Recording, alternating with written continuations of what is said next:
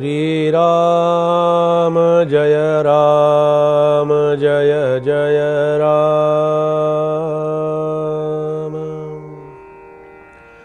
श्रीराम जय राम जय जय राम। श्रीराम जय राम जय जय राम।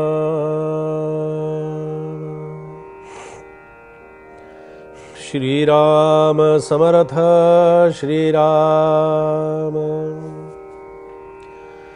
नातुडे मुख्य परमात्मा म्हणोनी करावी लागे प्रतिमा।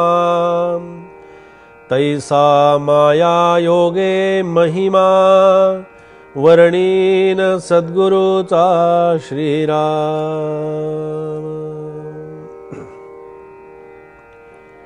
श्रीमद ग्रंथराज दासबोधातील समर्थांचं सद्गुरु स्तवन आपलं सुरू आहे। या सद्गुरु स्तवनामध्ये समर्थ या सद्गुरु स्तवनाच्या माध्यमातून आपल्याला खऱ्या शक्तीचं, खऱ्या सामर्थ्याचं आणि आपल्यामध्ये असणाऱ्या मुख्य अधिष्ठानाचं दर्शन करून देत आहेत।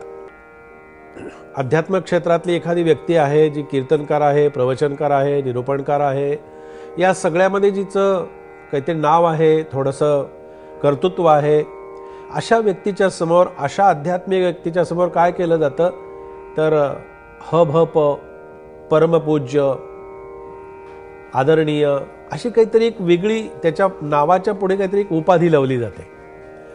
तसं आत्मा आहे, पण तो आत्मा हा परम आहे, परमतत्व त्याच्यामध्ये आहे। परमतत्व याचा अर्थ की जे शुद्ध तत्व आहे, सार तत्व आहे, जे अधिष्ठानाचंही अधिष्ठान आहे असं तत्व, आणि त्याचा भाग म्हणून समर्थ या ठिकाणी सांगतात की परमात्मा असा आकलन होत नाही, परमात्म्याचं असं दर्शन होत नाही।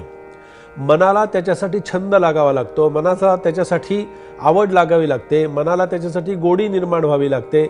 मनामध्ये अखंड परमेश्वराबद्दल, ईश्वराबद्दल गोडी निर्माण झाली, त्या परमात्म्याचं स्तवन वेगवेगळ्या प्रकारे आपण करत असतो, चिंतन वेगवेगळ्या प्रकारे करत असतो। त्याचं चिंतन करताना, भजन करताना मन त्याच्यामध्ये रंगून जातं, रंगून जावंही, जाणं आवश्यकही असतं। काय फक्त प्रपंचामध्ये रंगून जावं असं काही आहे का? नाशिवंतामध्ये रंगून जावं असं काही आहे का? असं काही नाही। ज्याच्यामध्ये रंगून जायला पाहिजे त्याच्यामध्ये आम्ही रंगून जात नाही, आणि ज्याच्यामध्ये रंगून जायला नको त्याच्यामध्ये मात्र आम्ही रंगून जातो। त्या खऱ्या तत्वाचं दर्शन समर्थ या ठिकाणी करून देत आहेत। आणि समर्थ त्या परमात्म्याचं चिंतन करत असताना समर्थांची ही वाणी किती छान सुंदर आहे पहा। आपण त्यांचं स्मरण करतो, त्यांचं भजन म्हणतो, रामाचं चिंतन करतो, आणि आपल्या वाणीतून शब्द बाहेर पडतात। छंद मना घे अखंड सद्गुरु समर्थ चरणांचा। या विण दुस्तर सागर तरण्या मार्ग नसे साचा। त्या परमात्म्याचं चिंतन करताना मनाला सांगावं, मना तुला हे गुज सांगतो समर्थ ग्रंथींचे। ग्रंथराज भावार्थ ही ऐसे वदती गिरीवाचे। तू या जन्माला आलास ना, या जन्माचं सार्थक कशामध्ये आहे पहा। तरीच जन्मा येऊन केले सार्थक जन्माचे। केव्हा सार्थक होईल? जरी अहर्निशी ध्यान लागले सद्गुरु रायाचे। तरीच जन्मा येऊन केले सार्थक देहाचे।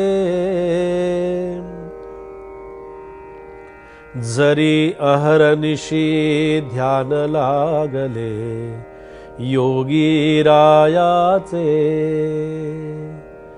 जरी अहर्निशी ध्यान लागले सद्गुरुरायाचे नातुडे मुख्य परमात्मा म्हणून करावी लागे प्रतिमा. प्रतिमा कशासाठी येत? प्रतिमा हे मुख्य ते तत्व कळण्यासाठी आहेत, सार कळण्यासाठी आहेत, आत्मतत्व समजण्यासाठी आहेत. प्रतिमा आपण समोर ठेवत असतो, मूर्ती आपण समोर ठेवत असतो, पण या प्रतिमा हे आपल्या आतमध्ये असणाऱ्या आत्म्याचं प्रतिबिंब असतं. आपल्यामध्ये असणाऱ्या त्या शक्तीचं ते दर्शन असतं, आपल्यामध्ये असणाऱ्या त्या तत्वाचं ते दर्शन असतं, आणि म्हणून त्याच्यासाठी प्रतिमा आहे. नाना प्रतिमा देवगुरु समर्थांनी वर्णन केलंय. या सगळ्या प्रतिमा, हे सगळे देव, या सगळ्या प्रतिमा ज्या आहेत त्या आतमध्ये असणाऱ्या माणसातला ईश्वर कळण्यासाठी आहेत, माणसातलं असणारं चैतन्य तत्व कळण्यासाठी त्या व्यवस्था आहेत. पहा, म्हणून सद्गुरूंना शरण जावं, सद्गुरूंनाच प्रार्थना करावी आणि काय म्हणावं, तैसा माया योगे महिमा वर्णीन सद्गुरूचा. मला वर्णन करण्यासाठी माझी वाणी अपुरी आहे, वर्णन करण्यासाठी माझ्याकडे शब्द नाही आहेत, पण माया योगे महिमा वर्णीन सद्गुरूचा. मायेच्या माध्यमातूनच, मायेच्या सहाय्यानंच, या प्रतिमांच्या माध्यमातूनच माझ्यामध्ये असणाऱ्या त्या परमात्म तत्वाचं, ईश तत्वाचं आणि ईश्वराच्या खऱ्या अधिष्ठानाचं दर्शन मला घ्यायचं आहे. मला त्याचं चिंतन व्हावं. आपण सद्गुरूंना ही प्रार्थना करावी. प्रार्थना करत असताना असं दीन होऊन बसू नये. प्रार्थना करत असताना नाकर्तेपणाची भावना कधी असू नये. प्रार्थना करताना माझं कर्तृत्व संपलं आहे आणि माझ्याकडे आता काहीच नाही, आता ईश्वरा तू माझ्यासाठी धावून ये, अशा प्रकारचं कुठेतरी नाकर्तेपणाच्या भावनेतून किंवा आळशी आणि उदासीन वृत्तीतून ईश्वराला कधी हाक मारू नये. उदासीन हे वृत्तीजीवी धरावी. वृत्ती जेव्हा उदासीन होईल तेव्हा खऱ्या अर्थानं ती उदासीनता वेगळी असते. आळशीपणा म्हणजे उदासीनता नव्हे, नाकर्तेपणा म्हणजे उदासीनता नाही. कर्तृत्व भावाचं काही स्मरण नाही, काही नाही. आपलं 2 वेळेला मस्तपैकी जेवण करणे, आराम करणे, झोप काढणे, याला उदासीनता म्हणत नाहीत. याला शुद्ध चक्क आळशीपणा आणि मूर्खपणा असं म्हणतात. मग हा आळशीपणा, हा नाकर्तेपणा, ही कर्तृत्व भावाची जी काही पद्धत आपण पाहत असतो किंवा जी अवलंबन करत असतो, त्या पद्धतीच्या पलीकडे जाऊन समर्थ म्हणतात, ही माया जी आहे, या मायेच्याही पलीकडे जाऊन मला मायेच्या माध्यमातूनच सद्गुरूंचं अधिष्ठान शोधायचं आहे, सद्गुरूंचं चिंतन करायचं आहे, सद्गुरूंचं स्मरण करायचं आहे आणि सद्गुरू तत्वाशी मला एकरूप होऊन त्या सद्गुरू तत्वाचा आनंद आणि आस्वाद घ्यायचा आहे. अशा सद्गुरूंच्या स्मरणामध्ये राहावं, अशा सद्गुरूंच्या चिंतनामध्ये राहावं, अशा सद्गुरूंच्या अधिष्ठानामध्ये आपण रममाण होऊन राहावं.